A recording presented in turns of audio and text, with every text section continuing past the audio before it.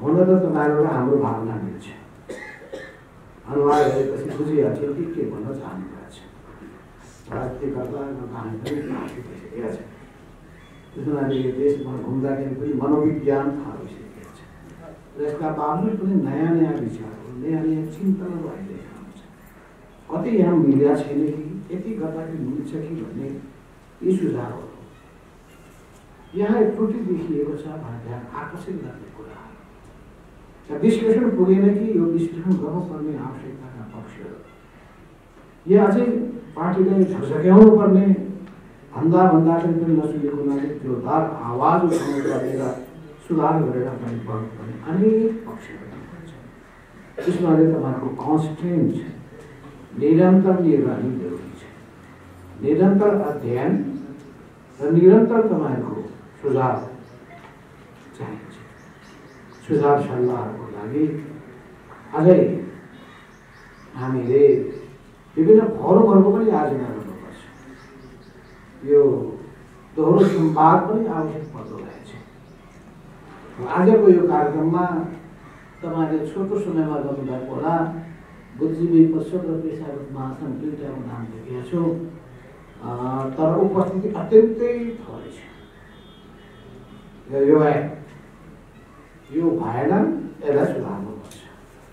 अर्थात् तपाईँहरू प्रत्येकले कि त यति नै मान्छे हो भनेर भन्नु पर्यो, होइन भने किन आउन सकेनन्। अब त यो अघि भनिहाल्नु भने पुरानो पाराले चल्दै पार्टी यो पुरानो पाराले चल्नका लागि बनाइएको होइन।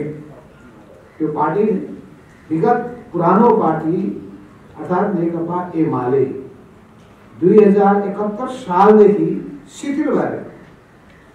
त्यो पार्टी संगठन गतिशील नै हुन सकेन। र कुरा बुझ्नुहोस्, हामी सबैलाई एकाकै हुनुपर्छ भने विचारले विश्वास बढाउँछ, तर गतिले नै उत्साह बढाउँछ। र त्यो गति हाम्रो कस्तो छ भन्ने कुरा त्यसको आधारमा, हाम्रो क्रियाशीलताको आधारमा हामी कति जनताको बीचमा पुग्न सक्दछौँ, त्यसले तपाईँको उत्साह बढाउँछ। म सम्झिरहेको छु 62-63 को जनक्रान्तिको बेला सुरुमा थोरै मान्छे थियो। म गिरिजाप्रसाद कोइराला नेताहरू मञ्चमा बस्थ्यौँ। नागरिक समाजका मान्छेहरू हामीलाई धारे हात गरौँ। उनीहरूले बोलाएको बेलामा पनि 100-200 भन्दा बढी मान्छे छैनन्, त्यहाँ 400-500 भन्दा बढी छैन। तर कुरा एकदम ठुलो। म त त्यहाँ बस्दा बस्दै मलाई त पोल्न थालेँ। अब देखाउनुपर्छ हामीले पनि लाग्यो। हाम्रो बैठक बस्यो, खाली नेकपा एमालेको म महासचिव भएको हुनाले र देशव्यापी अभियानमा हामी जाउँ बाँड मिल्ने। अरू पार्टी जान्छन्, ठिक छ, जाँदैनन् छोड्ने, एक्लै जाने। मैले फोन गरेँ, कांग्रेस तैयार है, गिरिजाओ तैयार है। अरू पार्टीको खासै त्यो बेलामा थिए। एक्लै हामी जाउँ। एक्लै जानको लागि जब हामीले बैठकमा छलफल चलायौँ, कोही केन्द्रीय सदस्य बोल्दैन। मैले भने तपाईँ इन्चार्ज हुनुहुन्छ, त्यति पनि आँट छैन तपाईँमा, किन गर्न सकेन सर? यत्रो राजतन्त्रका विरुद्ध मान्छेहरू भावनाहरू हुनु पर्दछ। हाम्रो यत्रो जनमत छ, त्यो जनमतलाई तपाईँ तार्न सक्नुहुन्न। मैले जब जोरदार रूपमा त्यहाँ भनिसकेपछि बल्ल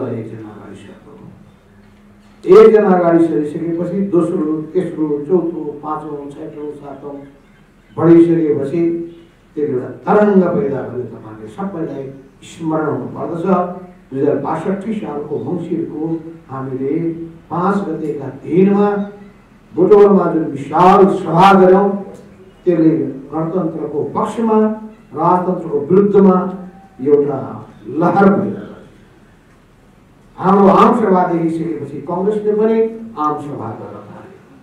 आम सभामा कम्पिटिसन हुन थाल्यो। अनि त्यसले गर्दाखेरि हाम्रो पंक्तिमा पनि कम्पिटिसन भयो। बुटवल ठुलो कि विराटनगर ठुलो, विराटनगर ठुलो कि कञ्चनपुर ठुलो भनेर हामी जब 12 ठाउँमा सभाहरू गऱ्यौँ, त्यसले बेग्लै परिवेश वातावरण आन्दोलन उठाउने कुरा पनि त्यही हो, संगठन बनाउने कुरा पनि त्यही हो। संगठन र आन्दोलनको बीचमा विचार, संगठन र आन्दोलन, यी तीनटा चीजहरू चाहिन्छ। विचार पहिले ठिक हुनुपर्दछ। विचार ठिक छ भने तपाईको विश्वास त्यसले बढाउँछ। संगठन छ भने त्यसले तपाईमा अघि बढ्ने हौसला दिन्छ। अनि त्यो संगठनले जब गति पैदा गरिसकेपछि त्यसले तपाईको अझै आत्मविश्वास बढाएर लिएर जान्छ र त्यसले अघि बढ्नको प्रेरित गर्दछ। त्यसो हुनाले विचार, संगठन र जनशक्ति, जनपरिचालन, आन्दोलन, यी तीनटै कुराहरू अन्तर्सम्बन्धित कुरा रहेका छन्। यस अर्थमा अहिले हामीले जुन प्रश्न तपाईहरुले खडा गर्नुभएको छ, त्यो नयाँ पार्टी किन? त्यो नयाँ पार्टी किन बनाउनु पर्यो? त्यो पुरानो पार्टीसँग के कारणले भिन्न छ? हामीले दस्तावेज प्रकाशित गरेका छौँ र त्यस दस्तावेजमा हामीले लेखेका छौँ, हामीले सबभन्दा पहिलो कुरा नेकपा एमालेबाट विद्रोह गरेको र हामी कम्युनिस्ट आन्दोलनको एउटा निरन्तरता पनि हो। हामीले पुष्पलालको विरासत हामीले प्राप्त गरेका छौँ। कम्युनिस्ट आन्दोलनको राम्रा पक्षहरूलाई आत्मसात गरेर हामी अगाडि बढ्छौँ। हाम्रा पुर्खाले, पहिलो पुस्ताका व्यक्तिहरूले जे योगदान गर्नुभएको छ त्यसको उच्च कदर गर्छौँ र त्यो आन्दोलनलाई हामी निरन्तर रूपमा अघि बढाएर लिएर जाने संकल्प पनि गर्दछौँ। तर हामीले नेकपा एमालेबाट अब त्यो सम्भव छैन भन्ने निष्कर्षमा किन छैन भन्ने निष्कर्षमा पुग्यौँ भने हामीले धेरै मेहनत गर्यौँ। त्यो पार्टी विधिमा चल्छ कि, त्यो पार्टीले सही नीति अंगीकार गर्छ कि, त्यहाँ सामूहिकताको भावना प्रकट हुन्छ कि, त्यहाँ छलफल परामर्शको व्यवस्था कायम हुन्छ कि, र हामीले केही प्रयास गर्दाखेरि पनि त्यो सम्भव हुने देखिए। सम्भव हुने नदेखिसकेपछि र त्यहाँ पार्टी एउटा छ र गुट अर्को चलिरहेको छ, मदन भण्डारी फाउन्डेसन। अब केही दिनपछि तपाईँ थाहा पाउनुहुनेछ, मदन भण्डारी फाउन्डेसनका मान्छेले त्यहाँ गएर भोलि गएर उत्तराधिकारी पक्कै गलत साबित होस् केही पनि हुन्छ भने विचार सिद्धान्तको कुनै मतलब छैन। यस म्यानहरूको खोजी, आफ्ना प्रशंसकहरूको खोजी, आफ्नो दासहरूको खोजी, भजन मण्डलीको खोजी के कम्युनिस्ट पार्टीको चरित्र हो यो? कम्युनिस्ट पार्टीमा कत्रो के हुन्थ्यो? तपाईँ लेनिनको समयको रुसी पार्टीको, सामाजिक जनवादी पार्टीको त्यो इतिहास पढ्नुहोस्। हस्यासन 20 जना मान्छे बसेछन्, भाषण गरिरहेका छन्, विवाद गरिरहेका छन्, एउटा इस्युमा गरिरहेका छन्। यसले पार्टी कमजोर हुँदैन। हामीले पनि सुरु गर्दाखेरि पार्टीभित्र बास विवादहरू गर्दै आए, तर जहाँ बहस नै हुँदैन, जहाँ कुनै छलफल नै हुँदैन, जहाँ आलोचनात्मक चेत नै हुँदैन, जहाँ खुरुक्क आदेशको पालन गर्ने बाधा हुन्छ, त्यसले कम्युनिस्ट पार्टीको, त्यसले राजनीतिक दलको स्वरूप लिन सक्दैन। त्यो सानो गुटमा रूपान्तरण हुन्छ, त्यो भजन मण्डलीमा रूपान्तरण हुन्छ, त्यो अपनाउने व्यक्तिवाद अँगाल्दछ र व्यक्तिवादले जुन शक्ति प्राप्त गर्दछ, शक्ति प्राप्त गरेपछि उसमा व्यक्तिवादी अहंकार जागेर आउँछ र उसले आफूलाई सुप्रिमो ठान्दछ। I am supreme, I am all in all. राज्य कब्जा गर्यो भने I am above the state भन्छ, पार्टी कब्जा गर्यो भने I am above the party, party constitution भन्छ। केपी ओलीमा त्यही कुरा। अब किन सुध्रेन? सुध्रे किन सुधार्न सक्नु भएन? हिटलरलाई सुधार्नु भयो, गोर्बाचोभलाई सुधार्न सक्नुभयो, रायमाझीलाई सुधार्न सक्यौँ हामी, मैले त कोसिस गरिरहेको थिएँ कि अलिक लाग्नुहुन्छ कि भनेर शैलेन्द्रजी बुढा भइसक्नु भएको थियो। अब माधव बाबु छोडिदिनुहोस् न, हामीले यस्तै हो जीवन। हामी नयाँ ऊर्जा भएका मान्छे पर्यौँ, उहाँहरू त्यत्तिकै पनि कमसेकम कोष पार्टीको विरोध नगरेर बसेको हो भनेर लाग्यो। त्यही हो यात्रा। यात्रामा जसमा आँट हुन्छ, जसमा गति हुन्छ, त्यसैले हुन्छ। अघि भर्खर तपाईँको बिचमा आउनुभन्दा पहिले मेरो 1 घण्टा हाम्रो प्रशंसा कुराकानी। मैले भने हाम्रो बिचमा यो मुलुक सञ्चालन गर्ने बारेमा बहस गरौँ पहिले, कस्तो देश बनाउने, र यो एजेन्डा अझैसम्म राखिएको छैन। मैले हिजो पनि के अस्ति ज्ञानेन्द्रजीलाई ज्ञान कार्कीलाई भने कि तपाईँ एजेन्डा राख्नुहोस्, हामी कस्तो मुलुक बनाउने र मुलुक बनाउनका लागि हामीसँग रहेका अहिलेसम्मका सबै कुरामा के छन् समस्याहरू, हाम्रा सोचहरू के हुन्। र एउटा कुरा ख्याल गर्नु पर्यो, मैले अघि भने नेताहरूले सबभन्दा पहिले सपना हेर्नुपर्छ, अर्थात् परसम्मको भिजन राख्नुपर्छ। जब सपना भएन भने, भिजन भएन भने ऊ कुन बाटोमा अगाडि बढ्ने, गन्तव्य उसले तय गर्न सकेन भने ऊ त्यत्तिकै अन्धकारमा रुमलिन थाल्छ। अन्धकारमा जो रुमलिने मान्छेले बाटो फेला पार्न सक्दैन र लक्ष्य भेदन गर्न सक्दैन र गन्तव्यसम्म पुग्न सक्दैन। तर खालि सपनाको हावादारी कुरा गर्छ भने, भिजनका मात्र गफ हाँकेर चल्छ भने, त्यो अमूर्त कुराहरू मात्रै गर्छ भने, त्यो ठोस यथार्थवादी वस्तुवादी योजनाको रूपमा त्यो अगाडि बढ्दैन भने त्यो सपनाको पनि केही अर्थ छैन। वा यो सपना उडिएको त्यसोले तपाईँ भौतिक जवान, तपाईँ बुद्धिजीवी साथीहरूको विचारको जब कोहेरेन्स सुरु भयो, पहिले सोच कहाँबाट आउँछ? गम्भीर चिन्तनबाट। गम्भीर चिन्तन के को लागि? देश र समाजको चिन्ता लागि, देश र समाजको जनताको चिन्ताको भावनाले तपाईँलाई पोल्दैन भने त्यसपछि परिवर्तन गर्ने तपाईँमा चाहना जागेर पनि जे छ त्यसैलाई मानेर जाने नियति नै यस्तै हो भनेर निरीह भएर बस्ने कुरा हुन्छ। हामी नियति यस्तो छ भनेर मान्दैनौँ। यो नियतिलाई बदलिनु पर्दछ भने आँट गर्छौँ, तब हामी क्रान्तिकारी हौ, तब हामी कम्युनिस्ट हौँ, हामी परिवर्तनकारी कम्युनिस्ट हौँ, हामी यथास्थितिवादी कम्युनिस्ट होइन र हामी गफाडी कम्युनिस्ट पनि होइन। काम गर्नु छैन, गफ ठुल्ठुलो हुन्छ, त्यो पनि होइन। यसर्थमा हामी आलोचनात्मक चेत राख्छौँ, विश्लेषणात्मक बुद्धि राख्दछौँ, हामी विषयवस्तुको विश्लेषण गर्छौँ र हामी यथार्थवादी पनि हुन्छौँ। यथार्थवादी नहुनेले मनोवादवादीले केही पनि गर्न सक्दैन। जे चिजमा पनि यथार्थवाद, अहिले मेरो दिमाग बडा रुमलिन्छ कि एउटा आउँछ, यो मान्छे त साह्रै काबिल छ भन्छ, उसको व्याख्या गरेर जान्छ होला। एकछिनपछि आउँछ त्यो अहिले एक मान्छे थापाको सबभन्दा खत्तम।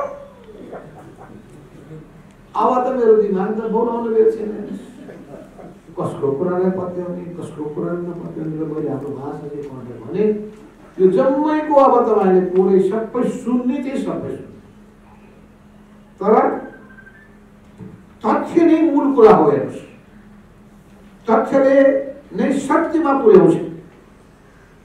त्यस हुनाले भाषाकोले के भन्नुभएको थियो भने तथ्यको जगमा उभिने काम गर, तब तिमी सत्यमा पुग्न सक्छौ। जुन सत्य तथ्य हो, तथ्य के हो? उसको आजसम्मको जीवनका सम्पूर्ण पक्षहरूको बारेमा जानकारी त भइहाल्छ। केमा तपाईँ हेर्नुहुन्छ? उसको काबिलियतमा हेर्नुहुन्छ, उसले आफ्नो कार्यक्षेत्रमा प्राप्त गरेको सफलताको आधारमा तपाईँ मूल्याङ्कन गर्नुहुन्छ। उसमाथि औँला उठिएको ठडिएका छन् भने के कुरामा औँला ठडिए, उसको आलोचना भएको छ भने के कुरामा आलोचना भए, उसको आचरण कस्तो रह्यो, उसको खुबी र क्षमता कस्तो छ, यी जम्मै चिजहरूलाई हेरिकन हो जसमा आशा लाग्दो किसिमको सम्भावना देखिन्छ। अहिलेका चुनौतीहरू के छन्, समस्याहरू के रहेका छन् र समस्याको कारक को छ, के हो, समस्याको कारक र कारण के हो, यो सबै कुराहरूको विश्लेषण गरेर समाधान के हुन सक्दछ। त्यसैले म बुझेँ साथी बढीभन्दा बढी दिमागको प्रयोग गर्नुहोस्। यो दिमागको प्रयोग मान्छेले कम गरेको मैले देखेको छु। यो जति एक्टिभ हुनुपर्ने हो हाम्रो मस्तिष्क त्यति एक्टिभ हुन सकिरहेको छैन। चिन्तन मननको पक्ष कमजोर भएको छ। चिन्तन मननले कहाँ चिन्तन मनन कसरी हुन्छ, जब तपाईँ अध्ययन गर्नुहुन्छ, अनुसन्धान गर्नुहुन्छ, अनि अध्ययन अनुसन्धान पश्चात तपाईँ खोज गर्नुहुन्छ, नवीन खोज गर्नुहुन्छ। त्यो नवीन खोजलाई तपाईँ फेरि व्यवहारमा लागू गर्नुहुन्छ। त्यो लागू गरिसकेपछि त्यसको सत्यताको निरूपण गरिन्छ। सत्यताको निरूपण गरिसकेपछि त्यसले परिणाम दिएको देखिसकेपछि तपाईँमा आत्मविश्वास बढ्छ। त्यसैले मैले भने कि सपना र भिजनको साथसाथै तपाईँसँग कम्प्लिट प्लान अफ एक्सन हुनुपर्छ। यो कम्प्लिट प्लान अफ एक्सन भनेको यथार्थवादी हुनुपर्छ, यथार्थको धरातलमा टेकेको हुनुपर्छ। र यो सबै के हो भने सबै रिलेटिभ टर्म्स पनि हो। तपाईँहरूमध्ये जो इकोनोमिस्ट हुनुहुन्छ तपाईँलाई थाहा छ इकोनोमिक्सले के भन्छ भन्दाखेरि जहिले पनि think about cost benefit analysis. यो कस्ट बेनिफिट तपाईँले मूल्य लाग्ने लागत र प्राप्त हुने फाइदा, यसमा एउटा बाटो हुन्छ। जनताको निम्ति गर्नुपर्ने कुराको सन्दर्भमा कहिलेकाहीँ हामी बेनिफिटको ब्रड सेन्समा हेर्छौँ। इकोनोमिक बेनिफिट, सोसियल बेनिफिट हेर्छ, तर कस्ट बेनिफिट त हेर्छौँ। तर केपी ओलीमा त्यस्तो कहिले पनि हुँदैन। उदाहरणको लागि सिपिङ कम्पनी एक काम छ, भोलि काम आउला 20 वर्षपछि आउला, जब नेपालको इकोनोमी एकदम थ्राइभिङ भइसकेपछि एकदम यति धेरै उत्पादन भएर बाहिर पठाउनका लागि जहाज हामीले लिनुपर्ने अवस्था भयो भने त्यो भाडामा लिनुभन्दा त आफ्नो हुँदैन फाइदा हुन्छ। तर जब कम छ भने भाडामा लिनु फाइदा हुन्छ। एउटा मान्छेले हवाई जहाज किन्न थाल्यो र त्यो उड्यो भन्दा त्यो बुझ्नुले कि त्यसको फिजिकल कति छ त्यस्ता हुन्छ, त्यस्ता छन् पनि। इन्डियामा देखेको छु जेट विमानका मालिक सिङ्गल जहाज बढ्नु पर्दैन, त्यो शान देखाउन। तर सामान्य मान्छेले त आफ्नो उसले चढेर हिँड्नका लागि कति पनि पैसा लाग्छ। त्यसै गरी त्यो कुनै पनि योजना बनाउँदाखेरि त्यो योजना त्यो कति बेनिफिट दिन्छ, त्यो पैसाको उपयोग कहाँ गर्ने हो, यो सबै कुरामा के मतलब कहिले पनि।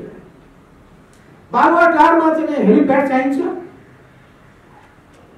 प्रधानमन्त्रीको निवासमा त्यो सारा चाहिँ त्यो त्यहाँबाट 10 मिनटमा 15 मिनटमा तपाईँ एयरपोर्ट पुग्न सक्नुहुन्छ। त्यहाँ हेलिप्याड चाहिन्छ। कति करोड बढ्नुपर्ने त्यो पनि मैले सोध्न बाँकी छ, कति करोड लागिरहेको छ। अनि त्यसै गरी तपाईँले सुन्दा होला कि राष्ट्रपतिको निवासमा पनि चाहिन्छ। कुन दिन अर्को आउन गएको छैन कि प्रधान न्यायाधीशको निवासमा किन्न। अनि सभामुख के कम हो, राष्ट्रिय सभाको अध्यक्षलाई व्यवस्था गर्न पाइन्छ। अनि राजनीतिक दलका नेताहरू के कमजोर हो, सबका घर घरमा एउटा चाहिरहेको कहाँ पुग्छ यसको त यही छलफलको आवश्यकता पर्दैन।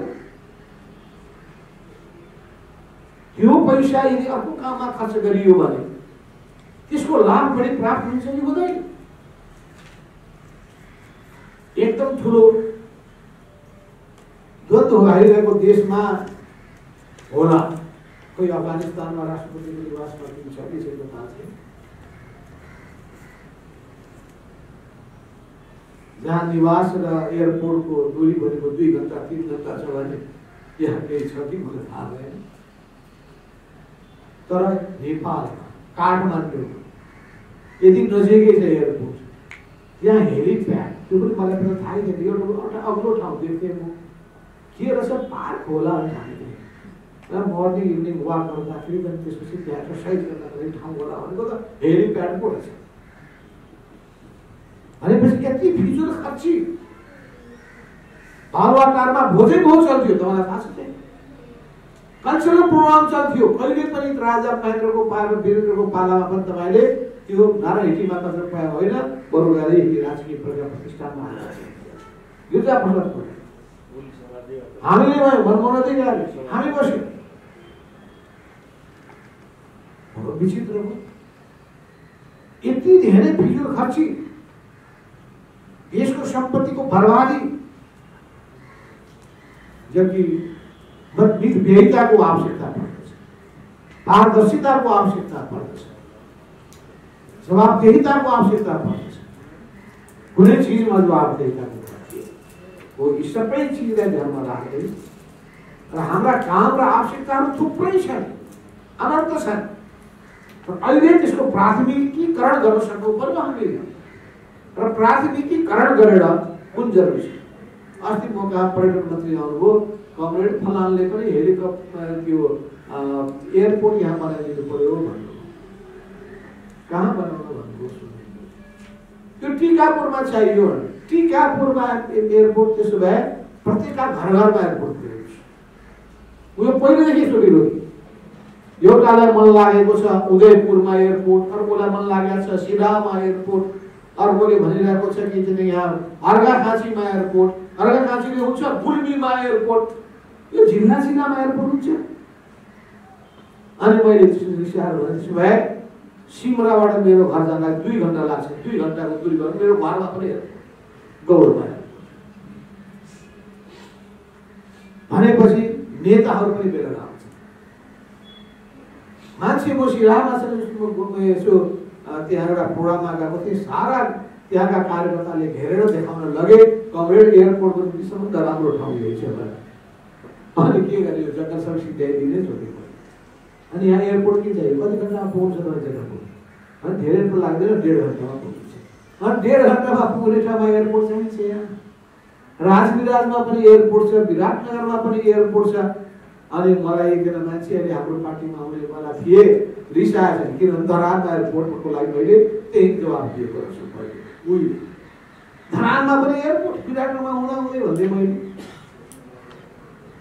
र यो अनावश्यक खर्च गर्ने कुराको हो। किन खर्च गर्छन् कर्मचारीहरू? कमिसन आइन्छ र मतलब चाहिँ बजेट छुट्याइदियो, ठेक्का दिइहाल्यो, पैसा खायो, आफ्नो पालो सकिहाल्यो, अनि त्यसपछि जेसुकै होस् देश। यति धेरै गैर जिम्मेवार प्रवृत्ति यो देशमा विद्यमान छ, भ्रष्टाचारी प्रवृत्ति विद्यमान छ। मैले आज प्रश्न गरेर म त वाक्क भएको छु, यो देशलाई ठुलो अपरेसन चाहियो। जबसम्म म भन्ने गर्दथे ओभरहलिङ गर्नुपर्छ, हाम्रो चिन्तनमा, हाम्रो प्रणालीहरूमा टोटल ओभरहलिङ गर्नुपर्छ। र त्यसको लागि चाहिँ प्राथमिकीकरण तय गर्नुपर्ने र प्रत्येक काममा अध्ययन, अनुसन्धान र अन्वेषणलाई प्राथमिकता दिनुपर्छ। र जब हामी काम सुरु गरिसकेपछि अनुगमन प्रणालीलाई प्रभावकारी बनाउनु पर्ने आवश्यकता छ। अनुगमन प्रणाली हाम्रो धेरै कमजोर छ,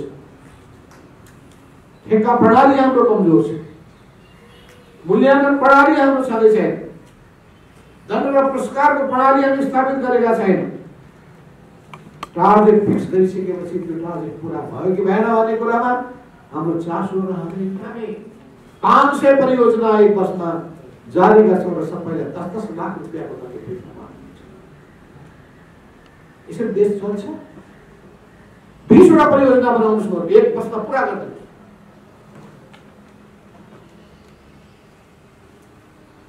यी सबै कुराहरू गर्ने कुराहरूमा चाहिँ हामीलाई धेरै हाम्रा चिन्तनमै, हाम्रो सोचमै परिवर्तनको खाँचो छ।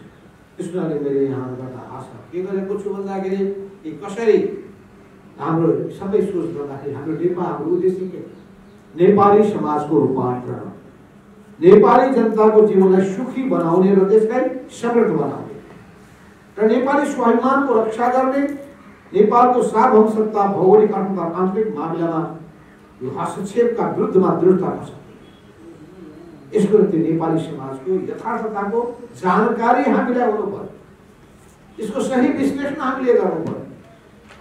नेपालमा विद्यमान गरिबी, अभाव, बेरोजगारी, पछौटेपन, शोषण, दमन, उत्पीडन, असमानता, भेदभाव, अन्याय, अत्याचार यी सबैका विरुद्धमा दृढताका साथ र यसका लागि हामीले नेपालको स्रोत र साधन पत्ता लगाउँछौँ। यी स्रोत र साधनका दुईटा पाटा छन्, एउटा मानव संसाधन, दोस्रो भनेको प्राकृतिक स्रोत र साधन। यी दुईटाको हामीले समुचित कसरी उपयोग गर्न सक्छौँ भन्ने कुरामा हाम्रो ध्यान जानुपर्ने आवश्यकता छ। आफूले सक्षम, दक्ष, योग्य, ईमानदार, मेहनती, सिपयुक्त, विज्ञ र सृजनात्मक जनशक्तिको निर्माण गर्ने कुरामा जुट्नु पर्दछ। हामीले आधुनिक विज्ञान र प्रविधिको अधिकतम उपयोग गर्न सक्नुपर्छ र प्रत्येक हामीले श्रेष्ठता कायम गर्न सक्ने क्षेत्र के हो? नेपाल। यसको पहिचान गर्न सक्नुपर्छ। नेपालको अर्थतन्त्रलाई आत्मनिर्भर बनाउनका लागि कुन कुन क्षेत्रमा हामीले हस्तक्षेप गर्नुपर्दछ त्यसलाई हामीले उच्चतम प्राथमिकता दिनुपर्छ। हाम्रो अर्थतन्त्रको जुन स्वरूप छ तीन खम्बे अर्थतन्त्र भन्ने गरेको छ। किनभने कसैले राजकीय क्षेत्रबाट मात्रै गर्न खोजिया, कसैले निजी क्षेत्रबाट मात्रै गर्न खोजिया, त्यसपछि निजी र सार्वजनिक दुईटा क्षेत्रको बिचमा कम्बिनेसनका कुराहरू पनि आए, त्यसलाई मिश्रित अर्थतन्त्र भन्न आयो। त्यसले भोगेन। अब हामी निजी, सहकारी र सार्वजनिक यो तीनटा क्षेत्रको कम्बिनेसनको कुरा गरेर जनसहभागितामूलक विकासको बाटोमा हामी अगाडि बढेका छौँ। जनतालाई 2051 सालदेखि नै हामीले के भन्यौँ भन्दाखेरि आफ्नो गाउँ आफै बनाऊ र प्रत्येक ठाउँमा जनतालाई हामी योजना निर्माण अनि त्यसपछि योजनाको कार्यान्वयन र त्यसको कारण भइसकेपछि त्यसको मूल्याङ्कन गर्ने कुरामा जनतालाई सहभागी गराउनुपर्छ। यस अर्थमा हामीले हाम्रो देशभित्र आफ्नै पुँजीको निर्माण गर्नु। नेपालको प्रब्लम के छ? नेपालमा पुँजीको अभाव होइन। पुँजी के छ भन्दाखेरि पुँजी पैसाको अभाव होइन, पुँजीको रूपमा त्यो विकसित नै हुनु भएको छ। विदेशबाट पैसा आउँछ र उपभोगमा खर्च हुन्छ। अस्ति एकजना ब्याङ्क म्यानेजरले मलाई भन्नु, आज त 5 अरब रुपियाँ मेरो ब्याङ्कबाट बाहिर भयो। जम्मैले पैसा निकालेछ दसैँमा खर्च गर्नको लागि, जाँड रक्सी खानेदेखि लिएर नयाँ नयाँ लुगा लगाउनेसम्म, पुराना मोबाइल कोठामा नयाँ मोबाइल सेयरदेखि लिएर के चिज चाहिएको छ जम्मै उपभोग गर्ने कुरामा नेपालीलाई कसैले सम्झँदैन। तपाईँले पढ्नुभएको होला चीनको खर्च गर्ने, भारत अहिले खर्च गर्ने र बचत गर्ने मामिलामा चाइनिज नम्बर 1 छन् र बचत गर्ने मामिलामा भारतीय नम्बर 2 छन्। नेपाल त धेरै तल छ, बचतै गर्दैन। उपभोग्य संस्कृति हाम्रो धेरै बढेको छ। उपभोक्तावाद अत्यन्तै हावी भएको छ। मजाले खर्च गर्ने छ। छोरीले विदेशमा पठाएको सम्पत्ति पैसा जोगाउने, बचाउने, लगानी गर्ने, लगानीको प्रतिफल प्राप्त गर्ने कुरामा ध्यानै छ। त्यसैले पुँजी निर्माण गर्ने, विस्तार गर्ने, उपयोग गर्ने कुराको सन्दर्भमा पनि हामीले विशेष ध्यान दिनुपर्छ। अहिले समय कम छ, यहाँ धेरै तपाईँहरूले राम्रा कुराहरू राख्नु भएको छ। पार्टीको संस्थामा सुधारलाई के गर्ने, साबितको सर्वोच्च मानवीय विभाजनमा कसको भूमिका व्यवहार जिम्मेवार छ भन्ने सन्दर्भमा जनताले बुझ्ने गरी दस्तावेजहरू आउनुपर्छ भनेर भन्नुभएको छ। अहिले 2टा पुस्तक प्रकाशित भएको छ, 2टा किताब, एउटा राजनीतिक प्रस्ताव केन्द्रीय कमिटीको हाम्रो प्रतिवेदन हो र राजनीतिक प्रस्तावको रूपमा हामीले छापेका छौँ र यसमा लेखेका छौँ नेकपा एकीकृत समाजवादी कस्तो पार्टी, 10वटा बुदाहरूमा राखिएको छ पार्टी कस्तो प्रकृतिको पार्टी र हामीले विद्रोह किन गर्यौँ, विद्रोहका कारणहरू के हुन्, योदेखि लिएर एउटा बुझ्ने गरी बुदागत रूपमा अगाडि सार्दाखेरि मान्छे लामो दस्तावेज पढ्दैनन्, धेरै पाना पल्टाउँदैनन्, ठ्याक बुदाहरू गर्नाले बुदागत रूपमा राखिएको छ। र अर्को हामीले पार्टी पङ्क्तिको बिचमा एउटा अपानी जारी गरेका छौँ। अपानीभित्र चाहिँ हामीले पार्टीको संगठन सम्बन्धी कार्ययोजना सम्बन्धी कुराहरूलाई सारेर आगामी दिनमा हाम्रो कार्ययोजना के हुनेछ र कसरी लागू गर्नुपर्छ भनेका छ। अब एकदम ठिक कुरा भन्नुभयो कि हाम्रो पार्टीको कमिटी निकै ठुलो भूमिका हो।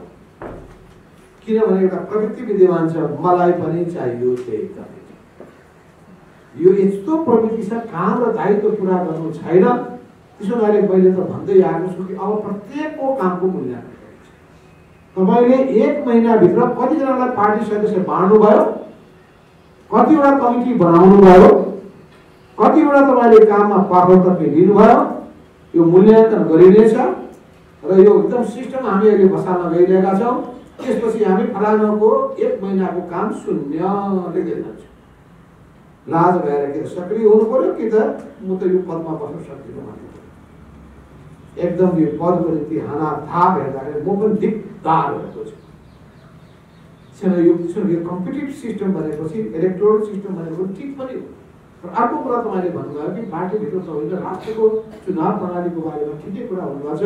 यो चुनाव प्रणाली खर्चिलो भएको छ कुरा ठिकै, र त्यसको निम्ति पनि अब हामीले सोच्नुपर्ने आवश्यकता छ। कसरी त्यसलाई घटाउन सकिन्छ र कसरी त्यसलाई हामी यो पैसाको नै वर्चस्व नै अहिलेको चलनलाई रोक्न सकिन्छ। अरू देशको अनुभव त हुँदैन, हिजो भन्दा अहिले कन्ट्रोल भएको छ। तर निर्वाचन आयोग कमजोर भइसकेपछि तपाईँ के पनि गर्न सक्दैन। भारतमा एउटा के नाम हो, टिएन सेसन, एकजना टिएन सेसनले 8 गरिसकेपछि भारतको निर्वाचन प्रणालीमा आमूल परिवर्तन सकिँदो रहेछ। म चुनावको सिलसिलामा एउटा ठाउँमा गएको थिएँ, बाटोमा कुनै श्राद्ध होला भनेर ठाने मैले भोज चलिरहेको थियो। कसैको बाबुआमा छोराछोरी कोही मरे कि क्या हो भनेर सोधेको त के हो त्यो चुनावको भोज पो हो भनेर। अनि भोज चलिरहेको छ, निर्वाचन लाग्न मात्रै छैन। अनि त्यो मान्छेको त्यो उम्मेदवारको चाहिँ उम्मेदवारी रद्द गर्दै हुँदैन भनेपछि यो सबै कडाइ गर्ने कुराको आवाज र यो सबै चिजहरूमा चाहिँ गर्ने हो नसकिने कुरो होइन। र तर एउटा कुरा ख्याल होस्, nothing is perfect in the world. संसारमा कुनै सिस्टम पनि पर्फेक्ट छैन र निरन्तर परिष्कारको बाटोमा कसै कसैले भन्छ राष्ट्रपति प्रणाली, राष्ट्रपति प्रत्यक्ष निर्वाचित राष्ट्रपति प्रणाली भएको भए के हुन्थ्यो। केपी ओलीले त अहिले यस्तो चाहिँ जाँतो पिस्ने थिए कि तपाईँ हामी जस्ता मान्छेहरूले त देश छोडेर भाग्नु परिस्थिति भाग्दाखेरि पनि समाजमा ल्याउला कि भनेर समुद्रमुनि डुबेर बस्नु। यस्ता यस्ता तानाशाही प्रकृतिका मान्छे हिटलर भएन त्यस्तो मान्छे त हुँदो रहेछ नि। भोगाइसकेपछि कसो केही लाग्दैन, मान्छेलाई मारिदिने, ग्यास च्याम्बरमा राखिदिने, के गर्नु छ त। चिच्याइरहेछ, कराइरहेछ, ठुल्ठुला देशहरू भनिरहेछ, हुँदा हुँदा पिउन तलाउलाई बेग्लै चल्नुपर्ने स्थिति बनेको छ। यहाँ मेरो टाइम पनि धेरै गइसक्यो होला। यहाँ बोल्दाखेरि हाम्रो पनि बानी मिलिरहेछ, लामो लामो भाषण गर्ने। म यति नै भन्न चाहन्छु। तपाईँहरूको पनि यहाँ धेरै सुझावहरू छ, म सुझाव सबै हाम्रो महासचिवलाई छोडिदिन्छु, उहाँले हेर्नुहोस्। र धेरै महत्त्वपूर्ण सुझाव राख्नु भएको छ तपाईँहरूले। अझै म के भन्छु भन्दाखेरि देश बनाउने कुराको हामीले अझै गम्भीर चिन्तन गरौँ। यस बारेमा तपाईँहरूसँग के आशा गर्छु भन्दाखेरि हाम्रो नेपाली समाजवादको मोडेल के हुन्छ। समाजवाद समाजवाद समाजवाद भन्छ, के हो त्यो समाजवाद? के गर्दाखेरि समाजवाद हुन्छ? समाजवाद हुने सम्बन्ध पहिलो कुरा के हो, अघि मैले चर्चा गरेँ, त्यो गरिबी, अभाव, बेरोजगारी, पछौटेपन, असमानता, भेदभाव, शोषण, उत्पीडनको समाप्ति नै हो। अर्थात् आर्थिक समानता भन्ने, तर समानता, राजनीतिक समानता, सामाजिक समानता र न्याय, सामाजिक न्याय, सोसल जस्टिस र ठुलो बहस चलेको थियो कि सबै मान्छेलाई खुवाउने जिम्मा हो कि होइन, राज्यको पाल्ने जिम्मा हो कि होइन भन्दाखेरि लेख्ने भन्नुहुन्थ्यो no, those who will not work shall not eat. जसले कामै गर्दैन उसले खाने अधिकार पनि छैन। एक हदसम्म त्यो ठिक मान्यताको ठग्या छ। चीनमा सबैलाई खाने अधिकार छ भनेपछि मान्छे कामै नगरेर बसिकन खान थाले, अल्छी मान्छेहरूको जमात छ। त्यसो हुनाले हामीले यो ल्याएको सिस्टम के हो भने मान्छेमा खुबी बढाउने, क्षमता बढाउने, अवसर दिने, प्रोत्साहन दिने, व्यक्तित्व विकास गर्नु अवसर दिने र सबैको बिचमा एउटा एक किसिमको सम्मानको परिवेश, समाजमा एक सबैको इज्जत प्रतिष्ठा कदर बढोस् मान्छेको जीवन सुखी होस्, आर्थिक जीवन समृद्ध होस्, व्यक्तित्व विकासको अवसर सबैले पाउन्, त्यस्तो किसिमको परिवेश बनाएर सामाजिक न्याय सहितको समृद्धि नै समाजवाद, सामाजिक न्याय सहितको समृद्धि नै, तर उत्पादनमा जोड, उत्पादकत्व क्षमतामा वृद्धि, यो चिजमा अर्थात् उद्यमशीलतामा विशेष जोड, उद्यमशीलतामा जोड, मेहनतमा जोड, कर्तव्य परायणतामा। यहाँ अधिकारका कुराहरू धेरै भए, अधिकारले दिनुपर्छ, तर अधिकारले मात्र कर्तव्य पुरा गरेको छैन। यही संघीयताको कुरा गरिएको छ, दिइएको छ अधिकार, अधिकांश पालिकामा तपाईँ भ्रष्टाचार भएको पाउनुहुन्छ। तर अनुगमन प्रणाली यति कमजोर छ कि तपाईँ छानबिन पनि गर्नुहुन्न, दण्डित पनि गर्नुहुन्न। किन दण्डित गर्नुहुन्न भने त्यहाँको पालिकाको प्रमुखसँग र त्यहाँको कर्मचारीसँग माथिको साँठगाँठ छ र पैसा खान्छ, कमिसन खान्छ। भनेपछि सिस्टम त यति पुगिसकेको छ। म प्रधानमन्त्री हुँदाखेरिको अनुभव तपाईँले बताउने होला, समय छैन, नभए म त्यो पनि बताउने थिएँ कि यो सिस्टममा टोटल चेन्जको आवश्यकता छ। मैले आज भने हेर्नुहोस्, मलाई त पोल छ, यो कसले गर्ने, हामीले गर्ने, अरू कसले गर्छ? जतिसुकै अरूले गफ हाँके पनि गफ हाँक्ने बेला म पत्ता लगाउन छैन। काम गतिविधि व्यवहार गर्दा चाहिँ त्यो जाँच हुनुपर्दछ र तपाईँहरूले सबै हिसाबले आफ्नो क्षेत्रमा थुप्रै अनुभव प्राप्त गर्नुभएको छ, देख्नु भएको छ विकृति। हाम्रो भीम नेपालजी हुनुहुन्छ, हाइड्रोपावर चलाउँदाखेरि विकृतिवाला सोध्नु त्यो सर्व भन्नुहुन्छ, यसलाई यति लाख दियो, यसलाई यति लाख दियो, यसलाई यति लाख दियो, यही दिल्ली बजारमा हाम्रो त्यो कोटेश्वरको जग्गा पास गर्दाखेरि मेरो श्रीमतीले घुस खुवाएर पो देखि खुवाएको भन्ने कामै गर्दैन। कति हजार